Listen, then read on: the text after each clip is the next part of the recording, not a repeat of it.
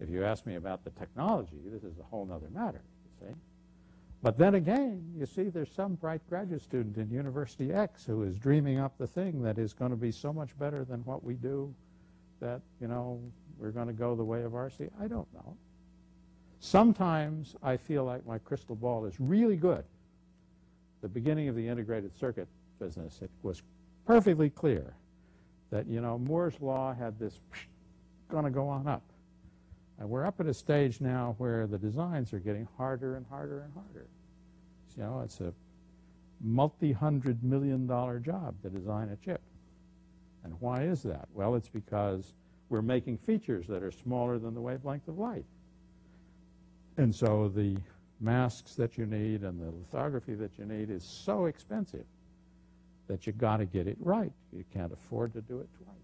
It's $1 million just in tooling to make a chip. Well, now that's a different world than we've been in the past. And so the question has to be asked, out of what should we be building computers? Maybe that's going to change over time. Maybe it's not. So my crystal ball is pretty cloudy at this point. Okay, what I can be sure of is we got a lot of clever people, and we've got eyes and ears out into the technology so that if something happens that's important to us, we'll probably hear about it. And if we have the leadership to listen, okay, we will continue and proceed and grow. I think we've got a pretty good chance. Sun as a whole, I think, has the ability to listen to change.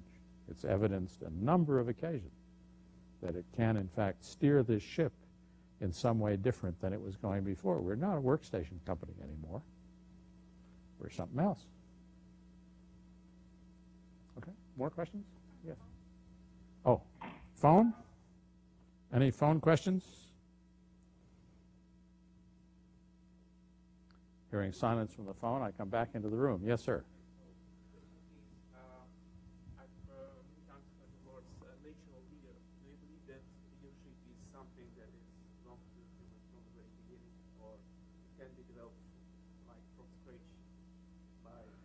So the question, right, so the question is leadership a property of nature or nurture? I think that's the way to phrase it very, very briefly. Very interesting question. Very interesting question. I haven't a clue. I mean, I told you I don't know how to teach this stuff. I recognize leadership when I see it. Okay, and I've talked about it as much as I can, but where does it come from? Is it something that is recognized early and then develops from there? Think back to your high school class and think about who the leaders were in your high school class. Are they now leaders in industry, politics, government, arts, and so on? Or have they vanished from the scene? Okay, do the same for your college class. Think about the folk who were the leaders in your college classes. Where are they now? I think it's more likely that they've continued their leadership than the high school ones. I think it's a property that emerges with adulthood somehow. I don't know, where it is. And I think it's something that you can teach yourself, that leaders can, in fact, develop and emerge. Yes, ma'am. Sort of a similar question. What do you think makes people want to become leaders?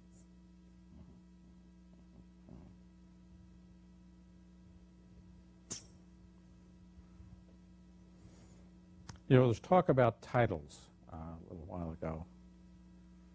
And I tend to use my first name. I've been teaching over at Berkeley, and it's been this wonderful experience of the first day of class, I wrote my name on the board, I-V-A-N, and said, that's my name. These are graduate students, and my notion is a graduate student is no longer a pupil. They're now an adult, and they're taking their place in the research community, and I would far prefer to be called Ivan than Dr. Sutherland or Professor Sutherland or some other stupid title. But it takes them a couple weeks to get comfortable with calling me by my first name. So I went off on a tangent, and I've lost track of the question. You give me your question again? There was a reason for this. What makes people want to become Oh, what makes people want to become leaders? Yeah.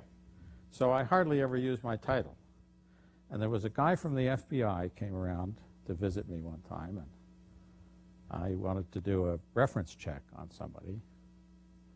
And so I sent the secretary down to, I was working at RAND at the time, I sent the secretary down to bring him into the secure area and bring him up to my office, and I told her to tell him that Dr. Sutherland would be with him very shortly and so on. And he came up and he sat down in my office, and I did that quite on purpose so he would pay attention to what I had to say. And the question he asked was about a man who was going to become a federal public defender. And he wanted to make sure that he wasn't alcoholic and that he was, you know, a reasonably upstanding citizen and all the things the FBI asks about. But then he asked what I thought was a very interesting question. He says, what do you suppose this man's motivation is to take this position of responsibility? And I think people have as many different motivations to do things as there are people. What is your own motivation for wanting to be in this room now? What is your own motivation for wanting to work at Sun as opposed to do something else? You know, we draw a salary from Sun, and in part that is our payment for delivering our goods and services to Sun. But in part, our contributions at Sun are something that fit us into society as a contributing member. And the contributing member part of being in society is equally important to our own sense of self-worth. Not everybody works just for the dollars. People work because they like to contribute. And one of the things you can do as a leader is to make sure that your people know that their contributions are appreciated. I think that people, by and large, want to emerge to make the maximum contribution that they can to society. And I'd like to believe that people who assume leadership roles do it to make their contribution. Now, there may be others who shouldn't be federal public defenders who do it because, oh, I've got power. Right? Hope we don't do that at Sun. Yes, ma'am.